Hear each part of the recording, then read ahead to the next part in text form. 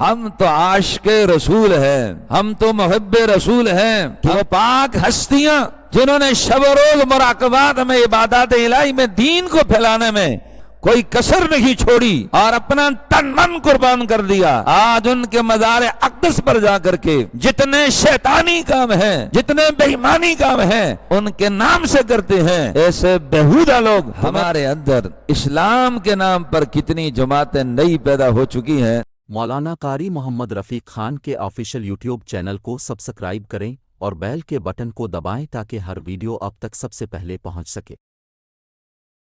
بلغ الغلا بکمالہ کشف الدجا بجمالہ حسنت جمیع خصالہ صلوا علیہ وآلہ۔ تمام تعریفیں اس ذات مقدسہ کے لیے ہیں کہ جس ذات مقدسہ نے مجھے اور آپ کو اپنے حبیب کریم علیہ السلام کا امتی ہونے کا شرف عطا فرمایا، اور ہم سب کی رہنمائی کے لیے، بھلائی کے لیے، فلاح کے لیے، کامیابی کے لیے اللہ پاک نے اس عظیم مقدس روحانی عرفانی کتاب قرآن مجید فرقان حمید کو نازل فرمایا۔ درود و سلام ہو نبی پاک صلی اللہ علیہ وبارک وسلم کی ذات مبارکہ پر، آپ کے توسل سے، برکت سے، وسیلہ جلیلہ سے اللہ کریم نے تمام جہانوں کو نعمتیں عطا فرمائیں۔ یہ ماہ مقدس آپ سب کے علم میں ہے، عظیم ماہ مقدس ہے۔ یقیناً یہ ماہ مقدس جو گزر گیا، جو آنے والا ہے، اس ماہ مقدس میں وہ عظیم لوگ خوش ہو رہے ہیں اور تیاری کر رہے ہیں، ادب و احترام سے عبادت، ذکر اذکار میں گزار رہے ہیں۔ اللہ پاک ان کی برکتیں ہمیں بھی نصیب فرمائے اور ہم سب کو اسی طریقے پر ان ماہ مقدس میں عبادت، ریاضت، ذکر اذکار، صدقات، خیرات کرنے کی توفیق عنایت فرمائے، اور آنے والا ماہ مقدس آپ کے لیے، میرے لیے، عالم اسلام کے لیے، حضور کی امت کے لیے بخشش کا، نجات کا، امن کا، سکون کا ذریعہ اللہ پاک بنائے۔ آج میں آپ کو تیسری حدیث سنا رہا ہوں، اور وہ حدیث بھی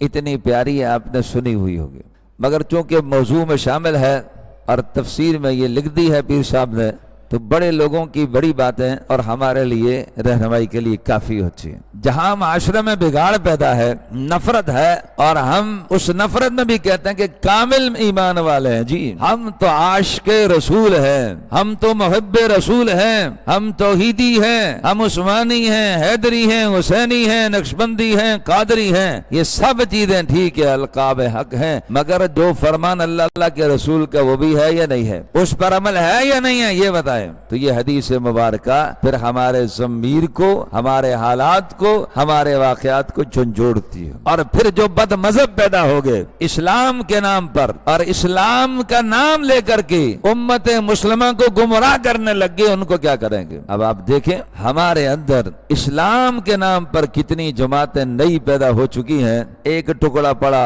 اس پر فتویٰ لگایا، دوسرا پڑا، اس پر لگایا، تیسرا پڑا، اس پر لگایا، اور پھر جاہل مشائخ کے نام پر توبہ توبہ توبہ توبہ، 100 بار توبہ، کہ جو قوم قرآن نہیں پڑھتی ہے اور علماء کے ساتھ نہیں رہتی ہے، ان کا حال یہی ہے جو آج دیکھ رہے ہیں آپ، کہ وہ پاک ہستیاں جنہوں نے شب و روز مراقبات میں، عبادات الہی میں، دین کو پھیلانے میں کوئی کسر نہیں چھوڑی اور اپنا تن من قربان کر دیا، آج ان کے مزار اقدس پر جا کر کے جتنے شیطانی کام ہیں، جتنے بے ایمانی کام ہیں، ان کے نام سے کرتے ہیں۔ ایسے بیہودہ لوگ تمہیں پہلے جانا بھی نہیں چاہیے، بہبودوں دور رہنا چاہیے۔ جہاں اللہ کا ولی رہتا ہے ان کی رحمتیں برستی ہیں، مگر ہم لوگوں نے ان کو بھی گناہگار کر دیا ہے۔ بے حیائی کے کام، فحاشی کے کام، عریانی کے کام، ایسا دین نہیں پھیلا، ان کی زندگی پڑھو تو اس طرح کے لوگ جب پیدا ہوں گے، غلط بیانی کریں گے، غلط معاملات کریں گے، دین پھیلتا نہیں ہے، دین کو نقصان ہوتا ہے، دین خسارے میں جاتا ہے۔ نام اولیاء کے غلام ہیں، صحابہ کے غلام ہیں، اہل بیت کے غلام ہیں، یہ سارے نام برحق ہیں، نسبتیں برحق ہیں، مگر جب تک کام ان جیسا نہیں ہوگا کامیاب نہیں ہوگے۔ بات نکل گئی بات سے، نبی علیہ السلام نے ارشاد فرما اذا دعا المسلم، جب کوئی مسلمان اپنے مسلمان بھائی کی خیر خائی کے لیے، اس کی بھلائی کے لیے، اس کی عدم موجودگی میں وہ موجود نہیں ہے اور وہ پیچھے یہ کہہ رہا اللہم اید الاسلام والمسلمین، اللہم منصر الاسلام والمسلمین، اللہم منصر من نصر دین سیدنا و مولانا محمد وبارک وسلم۔ اے اللہ کریم، اہل اسلام کی مدد فرما، اسلام کو غلبہ عطا فرما۔ یہ میرا مسلمان بھائی بیمار ہے، اللہ اس کو صحت عطا فرما۔ اے اللہ یہ پریشان ہے، اس کی پریشانی کو دور فرما۔ اے اللہ اس کی مصیبتوں کو دور فرما۔ تو جب آپ کے منہ سے یہ الفاظ اس مسلمان بھائی کے لیے نکلتے ہیں جو آپ کا مسلمان گو بھائی ہے، نہ آپ کی نسل سے آ رہا ہے، نہ ماں کی نسل سے، نہ باپ کی نسل سے، صرف کلمہ طیبہ کا رشتہ ہے، اسلامی رشتہ ہے، روحانی رشتہ ہے اور مسلمان ہونے کا رشتہ ہے، اب آپ اندازہ لگائیں۔ تو جو کہیں دوائی نہیں ہے، جو بولیں دوائی نہیں ہے، سر جھٹکا نکل کے چلے گئے، سر ڈھانپا ہی نہیں، اللہ کی بارگاہ میں آئے ننگے کھڑے ہیں، ایسے کھڑے ہیں، پتہ نہیں کس کس طریقے سے کھڑے ہیں، تو اب ان کو آپ کیا کہیں گے؟ ہم تو اصلاحی بات کر رہے ہیں، تو اصلاح یہی ہے نا کہ عام بندہ جب دعا مانگتا ہے اور نماز کے بعد تو دعا قبول ہی ہوتی ہے، اور تمام عبادتوں کا مغز جو ہے وہ کیا ہے؟ دعا ہے۔ آپ نماز پڑھ لیں تو مغز دعا ہے، آپ قرآن پڑھیں تو مغز دعا ہے، حج کریں تو مغز دعا ہے، اعتکاف کریں تو مغز دعا ہے، زکوٰۃ دیں تو مغز دعا ہے۔ الغرض کہ ایک ایسی چیز ہے جو ہمارے معاشرے میں اب 1% لوگ مانگنے لگے ہیں، ورنہ وہ اس سے غافل ہو چکے ہیں۔ خدا کے بندو، جب رب ذوالجلال کی طرف ہی نہیں آنا ہے، اس کو کیا پڑھی ہے اس ذات مقدسہ کو جو لا محتاج ہے؟ یہ نمازیں، یہ دعائیں، یہ قرآن، یہ صدقات، یہ خیرات، یہ سب آپ کے میرے لیے ہیں۔ تجدوہ عند اللہ، اللہ کے پاس آپ کو بینک بیلنس کی صورت میں ملیں گے، منافع کی صورت میں ملیں گے، مگر ہم اصلاح ہی نہیں کرنا چاہتے، اصلاح لینا ہی نہیں چاہتے، سننا ہی نہیں چاہتے کہ ہم کسی کی اچھائی سنیں۔ تو اسلام لاوارث نہیں ہے، اسلام کا اپنا ایک ترہ امتیاز ہے جو مجھ میں اور آپ میں کمی کے باعث ہم سمجھ نہیں پائے، سمجھا نہیں پائے اور پہنچا نہیں پائے، سمجھنے والے سمجھے نہیں ہیں۔ آپ سمجھیں تو صحیح اسلام کیا ہے، آپ کا مقصد کیا ہے؟ اصلاح کرنا ہے، دوسرے کی بھلائی جانا ہے۔ تو اب آپ تلاش کرتے ہیں کہاں جائیں، بھلائی کہاں سے ملے، کہاں سے کچھ ہمیں ملے، کہیں پر بھی نہیں جائیں۔ یہ دربار محمد ہے، یہاں اپنوں کا کیا کہنا، یہاں سے ہاتھ خالی غیر بھی جایا نہیں کرتے۔ آپ اس دربار میں آئیں، یہ قرآن عظیم آپ کا چیف جسٹس ہے، حدیث مبارکہ ہے، میرے آقا علیہ السلام کی پیاری زندگی ہے، صحابہ اہل بیت اولیاء اکرام کی پیاری زندگی ہے۔ آپ اس کو پڑھیں تو صحیح، آپ سنیں تو صحیح، آپ کے 14 طبق روشن ہو جائیں گے کہ ہم میں ہزاروں خامیاں ہیں، اگر بغیر خامی کے ہے تو قرآن مجید کی عظیم پیغام والی کتاب موجود ہے، بغیر خامی کے ہے نبی اسلام کی عظیم حدیث مبارکہ موجود ہے، صحابہ کی زندگی موجود ہے، اہل بیت اولیاء کے صالحین کی زندگی موجود ہے، صرف ہمیں ہوا نہیں لگی۔ وہ نور جو ان کی سیرت سے ٹپک رہا تھا، سورج سے ٹپک رہا تھا، وہ شوائیں جو منتقل ہو رہی تھی محبت میں، اطاعت میں، وہ ختم ہو رہی ہے۔ اس کو بیدار کرنا کہ دل مردہ دل نہیں ہے، اسے زندہ کر دوبارہ کہ یہی ہے امتوں کے مرد گن کا چارہ۔ یا رب دل مسلم کو وہ زندہ تمنا دے جو روح کو تڑپا دے، جو قلب کو گرما دے، یہ چاہیے۔ جو ہو شوق یقین پیدا تو کٹ جاتی ہیں زنجیریں، ہم نے شوق ہی پیدا نہیں کیا کہ رب ذوالجلال اور نبی اسلام کی محبت کا، معرفت کا راستہ کون سا ہے، اس کے متلاشی بنیں اور اپنے سینوں کو، اذہان کو کھولیں۔ اگر ہم بھی پیش ہوں گے، کتنا سمجھا اسلام، کتنا عمل کیا، کتنا پھیلایا، کتنی خدمت کی، جماعتوں کو سلام، ہم کسی کے مخالف بھی نہیں ہیں، مگر بات عمل کی آئے گی، بات عمل کی آئے گی، اور عمل کے بغیر نجات نہیں ہے۔ نبی الاسلام اللہ کے حکم کے بغیر نجات نہیں ہے، ویسے اس کا فضل، اس کا کرم، لا تقنطوا من رحمت اللہ، اس کی رحمت سے کوئی نا امید نہیں ہے۔ وہ زمین و آسمان کی خطاؤں کو معاف کرنے والا ہے، مگر آپ چاہتے ہیں کہ محبت بڑھے، اطاعت بڑھے، فیض ملے، اللہ کی رحمت کے دروازے کھلیں۔ ان کے کھلنے کا ایک ہی طریقہ ہے کہ لا الہ الا اللہ محمد رسول اللہ کے بعد جو کچھ اللہ کے رسول صلی اللہ علیہ وسلم فرمایا، جو طریقہ دیا، جو سلیقہ دیا، سماجت میں، سیادت میں، عبادت میں، ریاضت میں، پڑھنے میں، پڑھانے میں، اس طریقے کو اپنایا جائے، سارے راستے کھل جائیں گے۔ حق واضح ہو جائے گا، کفر واضح ہو جائے گا، منافقت واضح ہو جائے گی، ایمان والے واضح ہو جائیں گے کہ طریقہ ہمارا کیا ہے۔ آدھی آدھی باتیں کرنے سے کچھ نہیں ہوتا ہے، اس سے نقصان ہوتا ہے۔ تو میں عرض کر رہا تھا نبی کریم علیہ السلام نے ارشاد فرمایا جب کوئی مسلمان اپنے بھائی کی لیے اس کی عدم موجودگی میں غیر موجودگی میں اس کے لیے دعا کرتا ہے، اے اللہ عبداللہ بھائی کا بھلا فرما، بدر بھائی کو صحت دے، کمال بھائی کو صحت دے، بابا کو صحت دے، یہ دعائیں آپ شروع کر دی،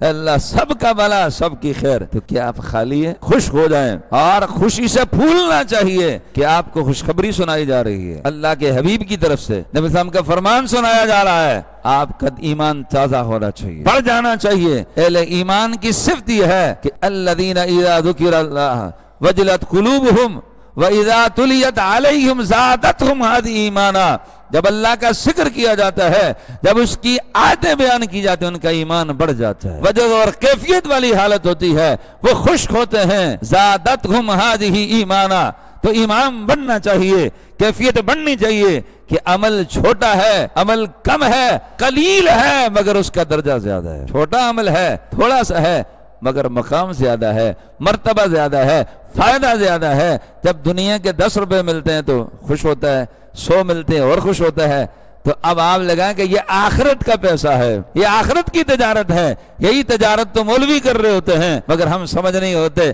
اللہ کے ولی کر رہے ہوتے ہیں ہم سمجھ نہیں ہوتے، کیا کر رہے ہوتے ہیں؟ یہی کرتے ہیں صبح شام۔ کیوں کرتے ہیں؟ اس کا وجود ہے نا، اس کا ثبوت ہے، اس کی حقیقت ہے، یہی حق مذہب اہل سنت والجماعت ہے، اسی کو تو دیکھنا چاہیے۔ جب آپ کہتے ہیں میرے آقا علیہ السلام نے فرمایا اللہ میرے اس بھائی کو صحت عطا فرما، شفا عطا فرما، ابھی آپ بول رہے ہوتے ہیں آپ کے برابر میں فرشتہ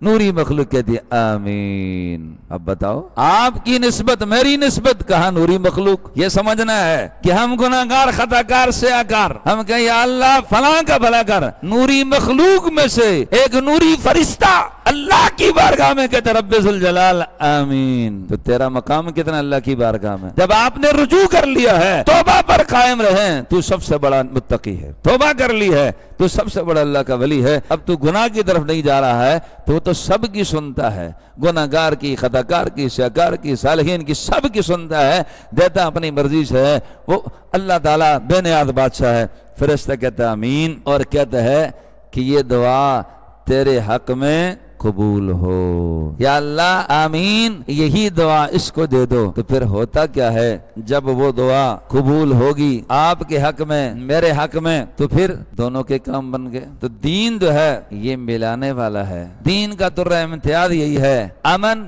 محبت سکون۔ آ رہا ہے رمضان تو یہ چیزیں آپ کے ذہن میں ہوں گی تو آپ کتنی دعائیں کریں گے؟ آپ تو دعا کو چھوڑیں گے ہی نہیں، مگر جب آپ کہیں گے ان کا بیڑا غرق ہو تو پھر کیا ہوگا؟ اس کا غرق ہو یا نہیں ہو آپ کا تو ہو جائے گا۔ فرشتہ بولے آمین یا اللہ، یہ میں اپنی طرف سے کہہ رہا ہوں، حدیث میں نہیں ہے۔ تو اس لیے بد دعا نہیں دینی چاہیے، بد دعا منع ہے، لعنت منع ہے اسلام میں۔ تو آپ کو میں نے آج جو حدیث مبارکہ سنائی، اللہ تبارک و تعالی اس بندے کی مدد کرتا رہتا ہے جو اپنے مومن بھائی کے لیے، جو اپنے مومن بھائی کے لیے دعا مانگتا ہے، فرشتے آمین کہتے رہتے ہیں، اے اللہ کریم جو اس نے دوسرے کی بھلائی مانگی ہے اسے بھی عطا کر۔ تو یہ بھلائیوں کا مہینہ ہے، یہ نیکیوں کا مہینہ ہے، یہ سربلندیوں کا مہینہ ہے۔ آؤ سارے مل کر کے اللہ کی بارگاہ میں توبہ کرتے ہیں، رجوع کرتے ہیں اس ماہ مقدس میں، تاکہ آنے والے ماہ مقدس کی برکتیں، عظمتیں، فضیلتیں، رفتوں سے ہم مستفید ہوں، اور آنے والا ماہ مقدس میرے لیے، آپ کے لیے، آقا علیہ السلام کی امت کے لیے بخشش کا، نجات کا ذریعہ بنے۔ آمین یا رب العالمین۔